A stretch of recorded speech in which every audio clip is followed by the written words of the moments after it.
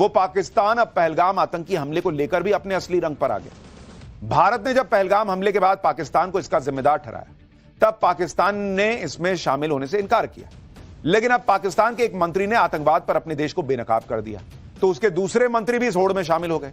पाकिस्तान के deputy PM और विदेश मंत्री इशाक डार ने पहलगाम हमले में शामिल पाकिस्तानी आतंकियों को फ्रीडम फाइटर बताया है। और यह पाकिस्तान की पुरानी फितरत रही है कि वो कश्मीर में एक्टिव अपने आतंकियों को फ्रीडम फाइटर बताता है। को पहलगाम हमले पर सपा प्रमुख अखिलेश यादव और ममता बनर्जी की पार्टी के सांसद शत्रुघ्न सिन्हा को एक बार सुनना चाहिए। पहलगाम हमले के बाद मोदी के एक्शन से जहां पाकिस्तान और पाकिस्तान के लोग घबराए हुए, वहीं समाजवादी पार्टी के मुखिया अखिलेश यादव को बीजेपी से डर लग रहा है। वो पहलगाम हमले में मारे गए लोगों से मिलने के लिए संबंध तलाश रहे हैं, जबकि पूरा देश उन्हें अपना मानकर आंसू बहा रहा है, बदले की मांग कर रहा है। सुनिए, जब अखिलेश यादव से कानपुर जाकर शुभम द्विवेदी के परिवार से मिलने पर सवाल पूछा गया तो कैसा जवाब दे रहे हैं। मुख्यमंत्री सभी कानपुर गए हैं, तो आप विपक्ष के नेता हैं, क्या आप भी जाएंगे?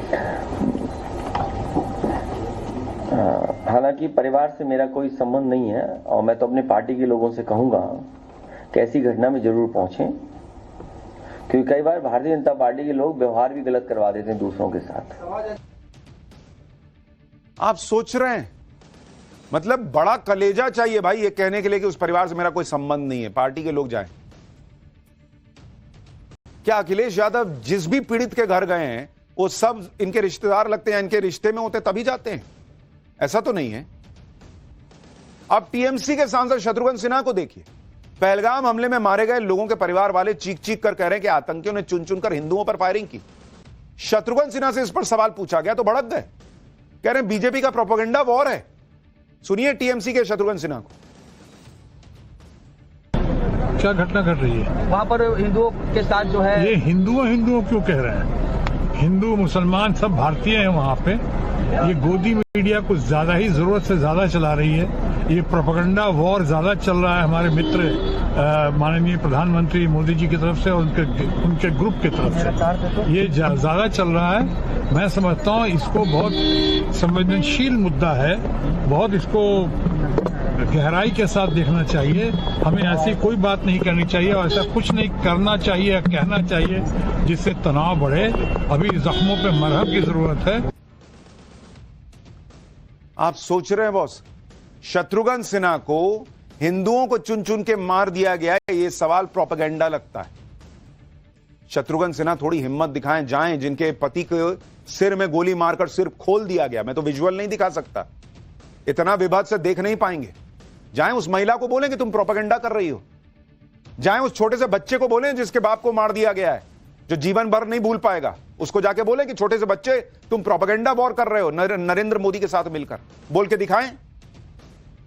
भारत का मोदी विरोधी इकोसिस्टम कैसे और कब पाकिस्तान की मदद के लिए आगे हाथ बढ़ाएगा, यह तो आने वाला वक्त ही बताएगा। लेकिन फिलहाल तो पाकिस्तान को जो झटके लगने शुरू हुए उससे पाकिस्तान स्टॉक एक्सचेंज संभल नहीं पा रहा।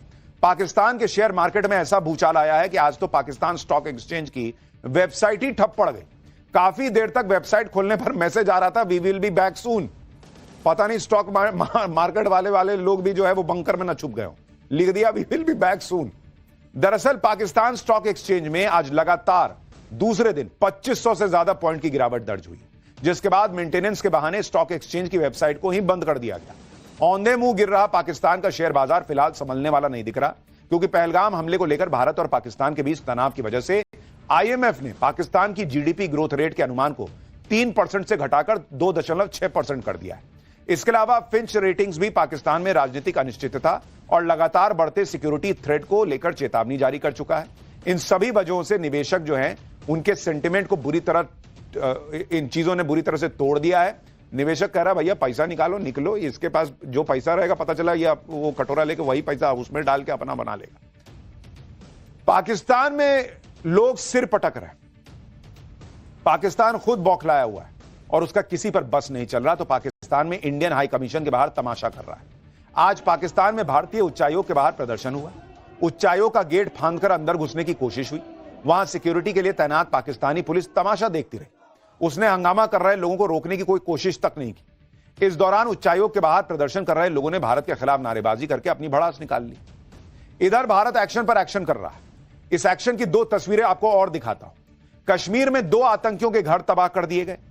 त्राल और अनंतनाग में यह एक्शन हुआ है। त्राल में आतंकी आसिफ शेख का घर धमाके से तबाह हो गया और अनंतनाग में आतंकी आदिल के घर पर भी मिट्टी जो है उसे मिट्टी में मिला दिया गया, वो मिट्टी के ढेर में बदल गया। सुरक्षा एजेंसियों को यह शक था कि आतंकियों का यह घर उनका अड्डा था, इसलिए कल रात को सुरक्षा एजेंसीज ने सर्च ऑपरेशन चलाया। इसी दौरान घर में धमाका हो गया। ऐसी आशंका है कि घर में एक्सप्लोजिव रखे हुए थे। इसमें एक घर तो आतंकी आदिल का है जो पहलगाम हमले का दोषी है, जिसका स्केच सुरक्षा एजेंसीज ने जारी किया है। इस पर 20 लाख रुपए का इनाम है। आतंकी आदिल लश्कर का कमांडर है। वो 2018 में पाकिस्तान गया था, जहां उसने आतंकी कैंप में ट्रेनिंग ली। आदिल ठोकर ही पहलगाम हमले में पाकिस्तानी आतंकियों को गाइड कर रहा था। सुरक्षा बलों ने आतंकी आदिल के 2 भाइयों को एजेंसीज ने हिरासत में लिया है। कहा जा रहा है कि इस बात का शक है कि आतंकी के दोनों भाई ओवरग्राउंड वर्कर यानी आतंकियों के मददगार हैं। पुलिस और एजेंसियां दोनों इनसे पूछताछ कर रही हैं। आतंकियों के घर पर कैसे एक्शन हुआ और ग्राउंड पर क्या हालात है, जरा इसकी एक रिपोर्ट देखिए, फिर आपको दिखाता हूं कैसे ढूंढ ढूंढ कर आतंकियों का इलाज किया जा रहा है। जो ब्लास्ट हुआ है उसकी हम तस्वीरें आपको दिखा रहे हैं। ये गुरी का इलाका है, अनंतनाग का, दक्षिण कश्मीर के अनंतनाग का इलाका है, जहां पे आप जो तस्वीरें जो देख रहे हैं आदिल ठोकर का घर बताया जा रहा है। और इसी घर के अंदर जो है ब्लास्ट हुआ है। उस ब्लास्ट की वजह से ये घर जो है पूरी तरीके से तबाह हो गया। जो मैंने आपको जानकारी दी वो जम्मू कश्मीर पुलिस के हवाले से मैं बता रहा हूं कि जो कल स्केच जारी किए गए उनमें 2 विदेशी जो मिलिटेंट है उनके साथ साथ आदिल ठोकर का भी नाम आ रहा है। उसका फोटोग्राफ भी जम्मू कश्मीर पुलिस ने रिलीज किया। इस समय हम त्राल में मौजूद हैं, जहां पे तकरीबन 1:30 बजे के करीब ये धमाका हुआ और ये वो घर है जहां पे आशिक शेख का परिवार रहता था। आसिफ शेख का परिवार उस समय यहाँ पे मौजूद नहीं था, इसीलिए किसी को भी कोई भी हानि नहीं पहुंची है। हालांकि परिवार उस समय घर के बाहर था। आतंकियों के खिलाफ ताबड़तोड़ एक्शन का एक और चैप्टर देखिए। आज कश्मीर के पहलगाम में, अनंतनाग में, कुलगाम में, हंदवाड़ा में जगह जगह सर्च ऑपरेशन चला है और संदिग्ध आतंकियों के घर का कोना कोना खंगाला जा रहा है। अभी तक आतंकियों की तलाश सिर्फ जंगलों और पहाड़ों में हो रही थी। अब सेना और स्पेशल ऑपरेशन ग्रुप के जवानों ने घर घर में घुसकर तलाशी लेना शुरू किया है। सुरक्षा बलों को शक है कि पहलगाम हमले को अंजाम देने वाले आतंकी इन घरों में छिपे हो सकते हैं। सुरक्षा बलों के जवान हर संदिग्ध घर की तलाशी ले रहे हैं। आप देखिए किस तरह से एक एक घर में अंदर जाकर ढूंढा जा रहा है। मतलब चप्पा चप्पा जो है उसको खंगाला जा रहा है, छाना जा रहा है। यह जबरदस्त ऑपरेशन बॉर्डर के पास वाले इलाकों में चल रहा है। पहलगाम में हमले के बाद हर जगह आतंकियों की तलाश की जा रही है और जहां भी जरा भी संदेह होता है सुरक्षा बलों की टीम वहां धावा बोल देती है। गुलमर्ग में भी ऐसे ही एक संदिग्ध घर पर सुरक्षा बलों ने धावा बोला। हमारे सहयोगी अनुज मिश्रा वहां मौके पर थे। जरा एक्सक्लूसिव रिपोर्ट देखिए कैसे सब कुछ चल रहा है वहां पर। अब बीएसएफ के जवान जो हैं वो इस खाली मकान के पास पहुंच चुके हैं। तस्वीरों में देखा जा सकता है किस तरीके से अब घेराबंदी जो है वो शुरू की जा रही है। बाकायदा पूरी तरीके से एहतियात बरतते हुए इस एबेंडेंट हाउस की तरफ धीरे धीरे बीएसएफ के जवान जो हैं वो टोली बनाकर इस वक्त अब करीब करीब घर के पास पहुंच चुके हैं।